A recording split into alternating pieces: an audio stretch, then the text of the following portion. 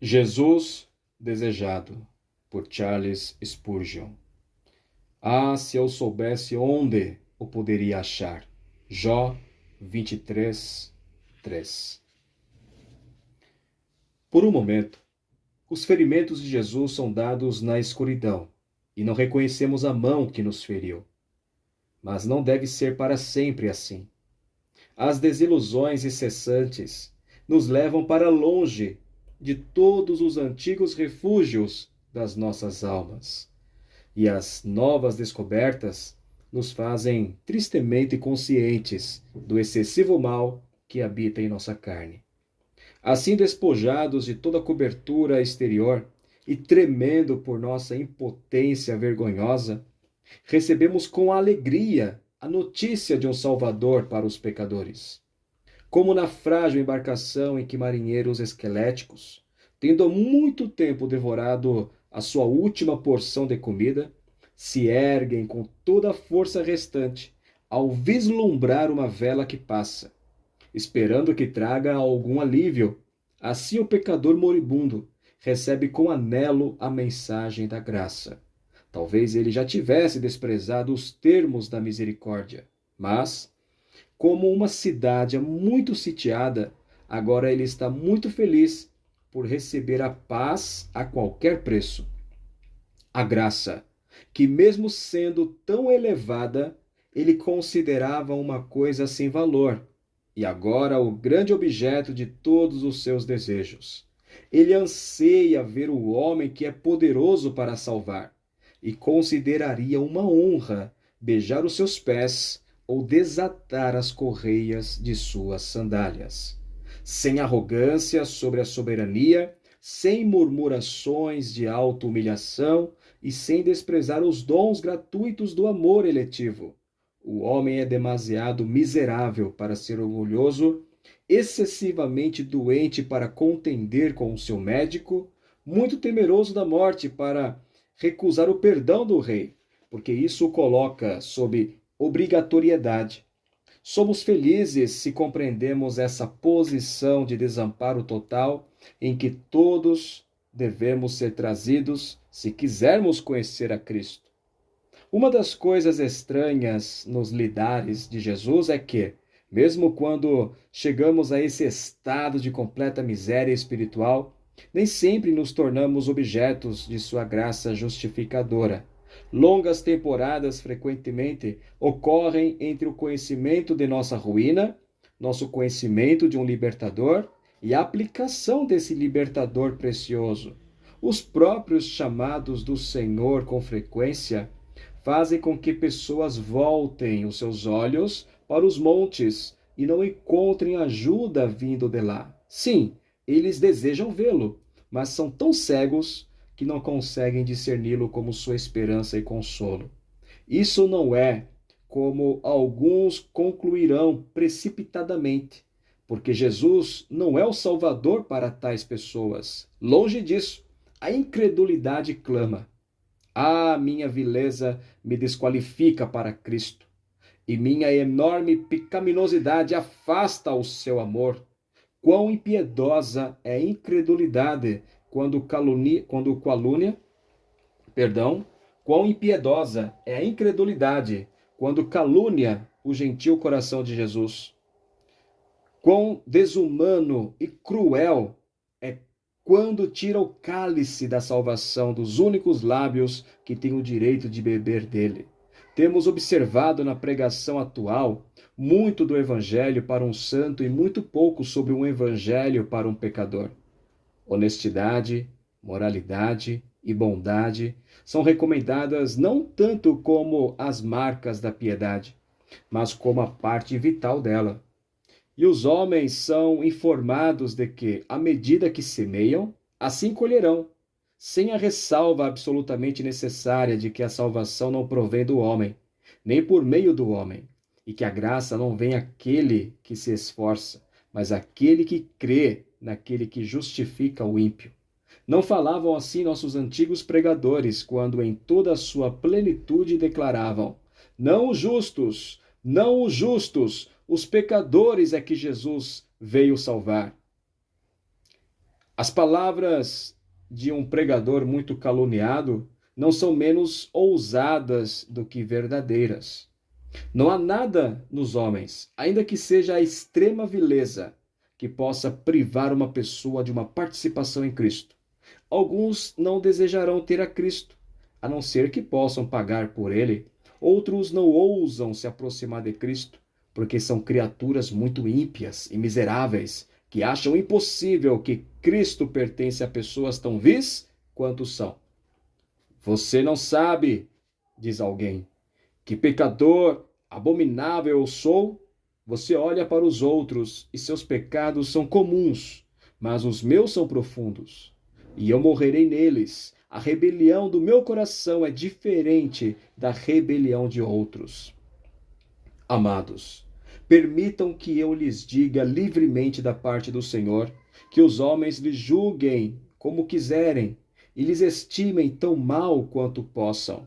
Eu lhes digo da parte do Senhor que não há pecaminosidade que possa ser imaginada em uma criatura que seja capaz de separar ou excluir qualquer um de vocês de uma participação em Cristo.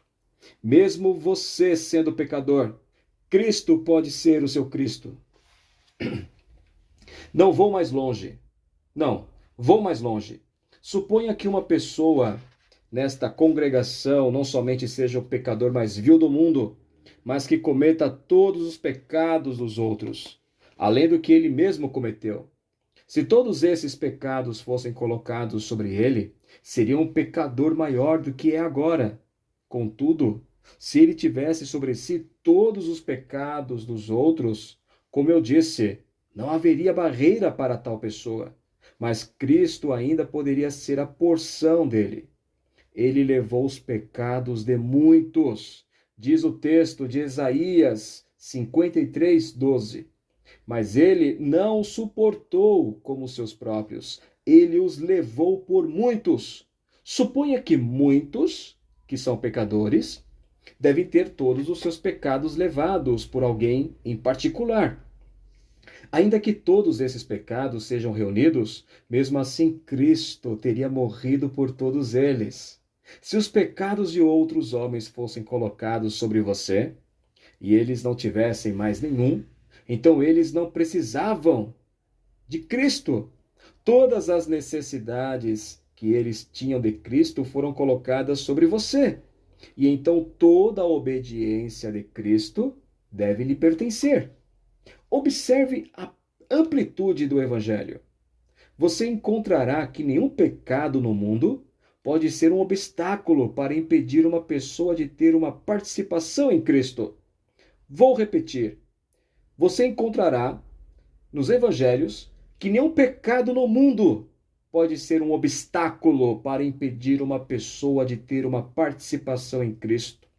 Veja a condição das pessoas, a quem Cristo alcança, e tal consideração dessas pessoas lhe mostrará claramente que não há nenhum tipo de pecaminosidade que impeça uma pessoa de ter uma participação em Cristo.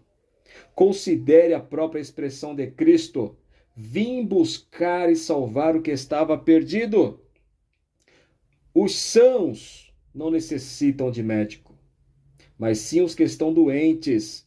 Eu não vim chamar os justos, mas sim os pecadores ao arrependimento. E ainda assim as pessoas são consideradas na pior condição, como alguns podem pensar, e não nas melhores. Nosso Salvador tem o prazer de se expressar de maneira contrária à opinião dos homens. Eu não vim chamar os justos, mas sim os pecadores. Lucas 19:10 e Marcos 2:17. O pobre publicano, que não tinha nada a pleitear ao seu favor, foi embora mais justificado do que o fariseu orgulhoso, que dizia a Deus: eu te agradeço por não ser assim. Os homens pensam que a justiça os aproxima de Cristo, mas, amado, a nossa justiça é o que afasta um homem de Cristo. Eu não vacilo diante dessa verdade explícita do Evangelho. Não é que simplesmente uma obra e um dever nos afastam de Cristo, Mas cumprir um dever e fazer uma obra esperando a aceitação de Cristo ou uma participação nele, esse tipo de justiça é apenas uma separação entre Cristo e uma pessoa. E embora nenhum pecado no mundo possa excluir uma pessoa, a sua justiça pode detê-la. Possivelmente, alguns podem objetar a estes termos como sendo demasiado fortes e amplos, mas uma consideração deles mostrará que eles são como os que naturalmente fluíam dos lábios de Lutero, quando afirmou a fé somente como o meio de nossa salvação, e são plenamente confirmadas pelas fortes expressões de Paulo ao escrever aos Romanos e aos Gálatas. O fato é que são necessários termos muito fortes para fazer com que os homens percebam toda essa verdade, pois ela é uma das coisas que a mente menos consegue receber. Se fosse possível fazer com que os homens compreendessem claramente que a justificação não é nem mesmo no menor grau devido às suas próprias obras, quão fácil seria confortá-los. Mas aqui está a maior de todas as dificuldades. Não se pode ensinar ao homem que sua bondade não acrescenta à grandeza de Deus e que o seu pecado não diminui a riqueza divina. O homem sempre imaginará que alguns pequenos presentes devem ser oferecidos e que a misericórdia nunca pode ser o dom gratuito do céu. Mesmo a pobre criatura que aprendeu sobre a sua própria miséria e penúria, ainda que esteja certa de que não pode trazer nada, ainda treme em vir vazia e como está. Tal pessoa sabe que não pode fazer nada, mas dificilmente pode acreditar na premissa que parece boa demais para ser verdadeira. Eu sararei a sua infidelidade, eu voluntariamente os amarei, porque a minha ira se apartou deles. Oséias 14, 4. Sim, quando o homem não pode negar a evidência diante de seus próprios olhos, porque a palavra amável está diante dele, ele se afastará de suas glórias sob a triste suposição de que elas são destinadas a todos os homens, com exceção dele. O ar, o rio, o fruto, as alegrias e os confortos da vida, ele aceita livremente. Nem pergunta se estes não foram destinados a um povo especial, mas tem receio de molhar o seu cântaro nas fontes superiores, temendo que o fluxo se recuse a entrar, porque o vaso era muito impuro para conter essa água pura e preciosa. Mesmo consciente de que em Cristo está toda a sua ajuda, ainda assim parece uma presunção muito grande tocar a orla da veste do Salvador.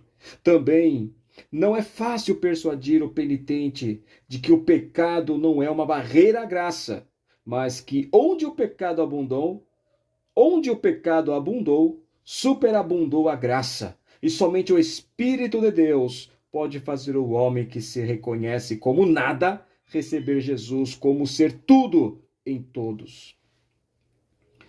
Quando o Senhor colocou o seu coração em um homem, não há uma grande dificuldade que o afastará de seu propósito de salvação e, portanto, cogita meios para que não fique banido dele o seu desterrado. Pela instrução divina do Espírito Santo, o pecador é ensinado que Jesus é o amigo do pecador, adequado ao seu caso e capaz de salvar perfeitamente. Mesmo assim, muitas vezes ainda há trabalho, pois a alma agora se esforça para encontrar aquele de quem precisa, e muitas vezes acontece que a busca se prolonga por meses de cansaço e dias de fraqueza. Se a igreja confessa em cantares: de noite, em minha cama, busquei aquele a quem ama a minha alma. Busquei-o e não o achei. Levantar-me-ei, pois, e rodearei a cidade. Pelas ruas e pelas praças buscarei aquele a quem ama a minha alma. Busquei-o e não o achei. Certamente, Mesmo que a história do nosso leitor não confirme o fato de que a graça às vezes está escondida, ele pelo menos concordará com a probabilidade disso e orará pelos muitos que estão clamando: "Ah, se eu soubesse onde poderia encontrá-la."